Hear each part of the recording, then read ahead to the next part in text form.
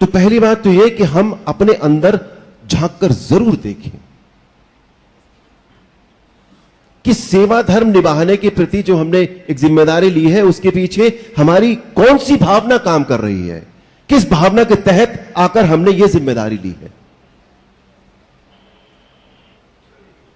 सेवा का अर्थ फिजिकली यहां आकर या धाम में आकर सिर्फ काम करना नहीं होता, वो उसका फिजिकल एस्पेक्ट है सेवा का। सेवा एक भावना है, वो भावना है जो हम अपने साथियों के प्रति व्यक्त करते हैं, अपने गुरु के प्रति व्यक्त करते हैं और परमात्मा के प्रति व्यक्त करते हैं। हम परमात्मा की सेवा नहीं कर सकते, हम इस योग्य नहीं है, और परमात्मा को किसी सेवा की कोई आवश्यकता नहीं है, गुरु को किसी सेवा की कोई आवश्यकता नहीं है। सेवा की आवश्यकता है हमें स्वयं को, अपने आप को। हम वो सेवा कर रहे हैं तो स्वयं की सेवा कर रहे हैं, स्वयं के लिए सेवा कर रहे हैं।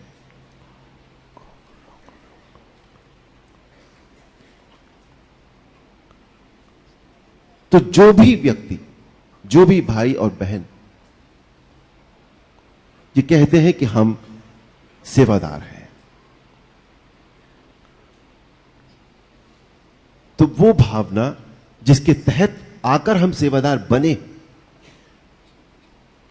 उस भावना को हमें अपने मन में संजोकर रखना चाहिए। या वहां भी किसी स्वार्थ के वश हम बने हैं आकर,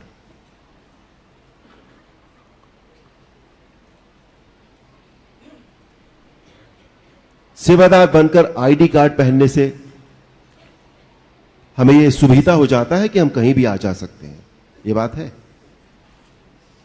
क्या? यह स्वार्थ है हमारा सेवादार बनने के पीछे?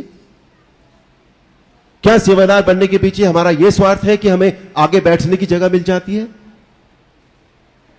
क्या सेवादार बनने के पीछे हमारा यह स्वार्थ है कि हम गुरु मां या गुरुदेव तक पहुंच सकते हैं, उनसे बात कर सकते हैं, उनको देख सकते हैं, उन तक अपनी जो हमारी प्रॉब्लम है उसे डायरेक्ट हम वहां तक पहुंचा सकते हैं?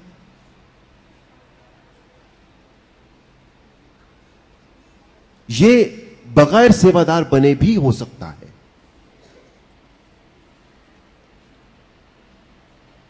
यदि हम जिसको हमने गुरु माना है, यदि बनाया है, यदि हम उसे गुरु मानते हैं, यदि हमें उस पर विश्वास है, तो अपनी समस्या वहां तक शब्दों में बताने की आवश्यकता भी नहीं होनी चाहिए।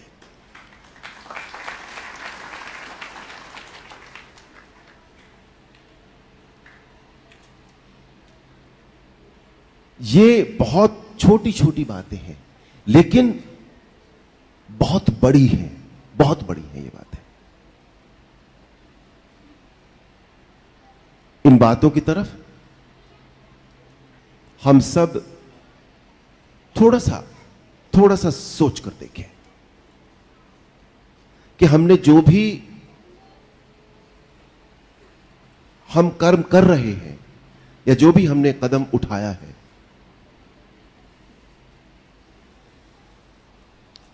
वो क्या सोचकर हमने उठाया है ये कदम कि हम सेवादार बने हैं, कि हमने किसी को अपना गुरु बनाया है, क्या सोचकर बनाया है, किस लिए बनाया है।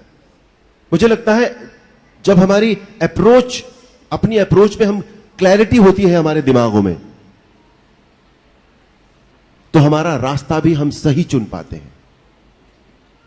और जब हम रास्ता सही चुन पाते हैं तो हमें हमारी मंजिल तक जाने में कोई नहीं रोक सकता।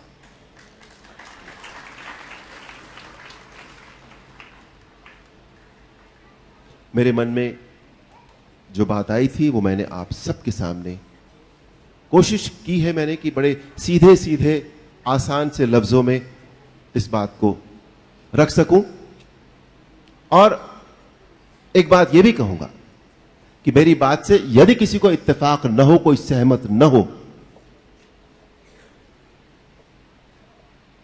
तो कोई बात नहीं, क्योंकि यह मेरा अपना मानना है, यह मेरी अपनी सोच है, मैं ये सोच लेकर चला हूं।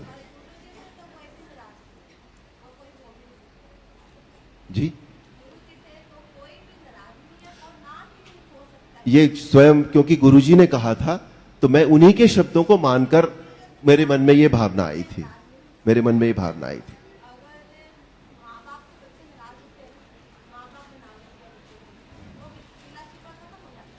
मैं एक बात और कहना चाहूंगा कि मां बाप से बच्चे, मेरी बात सुनिए, मेरी बात तो सुन लीजिए।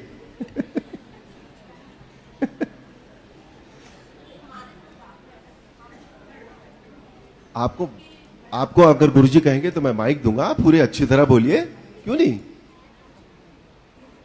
यहां मैंने कहा ना, यहां सबका स्टेटस बराबर है, सबको बराबर के हक मिले हुए हैं, तो कोई प्रॉब्लम नहीं है। यहां तो आपने भी मां बाप की बात कही ना कि मां बाप से कोई नाराज नहीं होता। पहली बात तो ये, क्योंकि गुरुजी का बयान था ये, तो मैं उसको मानकर चला हूं। उस बात से मेरे दिमाग में ये सारी बातें आई थी जो मैंने आपके सामने रखी। और साथ ही साथ मैं ये भी कह रहा हूं कि ये मेरा अपना मानना है। आप मेरी बात से सहमत हो या ना हो, मैं उसके लिए नहीं कह रहा हूं, ये मैं ये सोच लेकर चला हूं। जहां तक अब आपकी बात, आपने अभी कहा कि मां बाप से बच्चे नाराज नहीं होते। आज की दुनिया में सब कुछ होता है। कौन सा घर ऐसा है जिसमें मां बाप से बच्चे नाराज नहीं होते? कौन सा घर ऐसा है जिसमें मां बाप बच्चों से नाराज नहीं है? मुझे बताइए, कोई एक व्यक्ति हाथ उठाकर खड़ा कर दे। यहां पर नहीं होगा। लेकिन गुरु न मां होता है, न बाप होता है, वो सबसे ऊपर होता है, और वो इस श्रेणी में नहीं आता।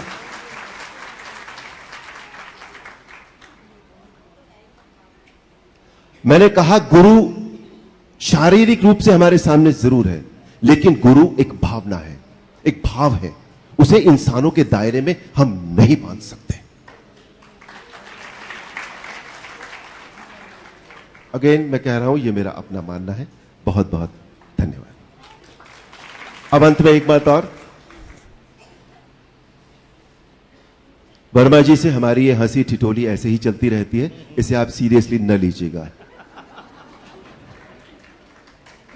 अब तो स्टेटस का हिंदी बता दो। इनका आशीर्वाद मिलता रहता है। अब तो स्टेटस की हिंदी बता दो। देखा इनको उस वक्त भी मालूम था ये,